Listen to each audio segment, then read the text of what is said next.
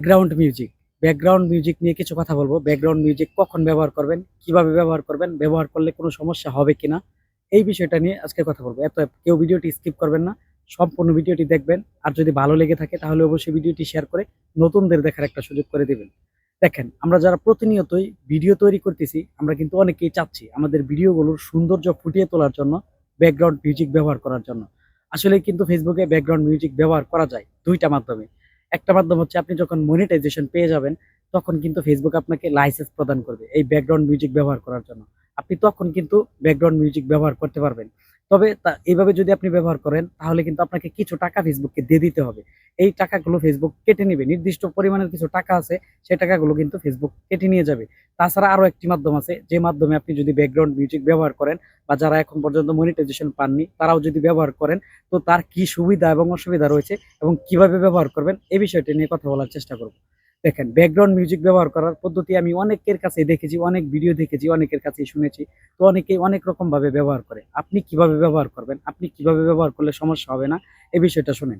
দেখেন, আপনি যে ব্যাকগ্রাউন্ড মিউজিকটা ব্যবহার করবেন সেই ব্যাকগ্রাউন্ড মিউজিকটা আপনি ডিরেক্টলি ডাউনলোড করে আপনার পেজের মধ্যে আপলোড করবেন না। আপনি চেষ্টা করবেন সেই মিউজিকটা আপনার ফোনের স্ক্রিন রেকর্ড করে নেওয়ার জন্য 3 থেকে 5 সেকেন্ড করে স্ক্রিন রেকর্ড করে নেবেন।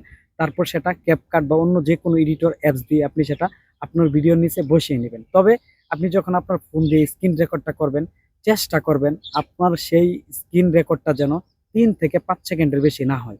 যদি 3 থেকে 5 সেকেন্ডের বেশি হয়ে যায় তাহলে কিন্তু আপনার জন্য প্রবলেম হতে পারে। আর যদি না হয় তাহলে 99% সম্ভাবনা আছে আপনার ভিডিওতে কোনো ব্যাকগ্রাউন্ড মিউজিকের কপিরাইট আসবে না, আমি গ্যারান্টি দিয়ে বলতেছি।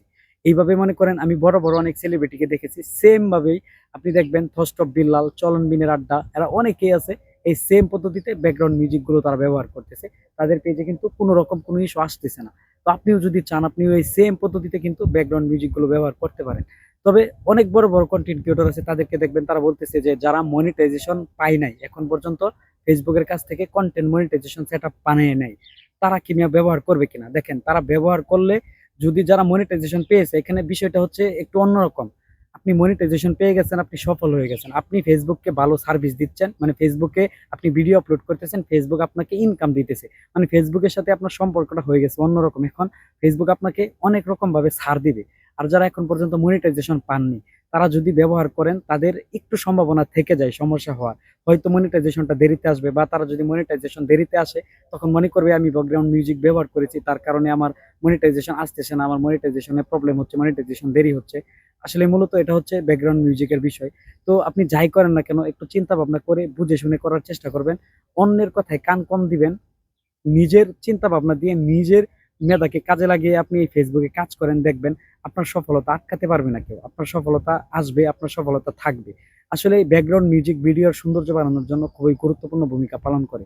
তো যারা এতক্ষণ সাথে থেকে আমার এই সম্পূর্ণ ভিডিওটা দেখেছেন, সবাইকে অনেক অনেক ধন্যবাদ। যদি ভিডিওটি ভালো লেগে থাকে, তো আমি আবারও বলতেছি, তাহলে ভিডিওটি অবশ্যই শেয়ার করে অন্যদের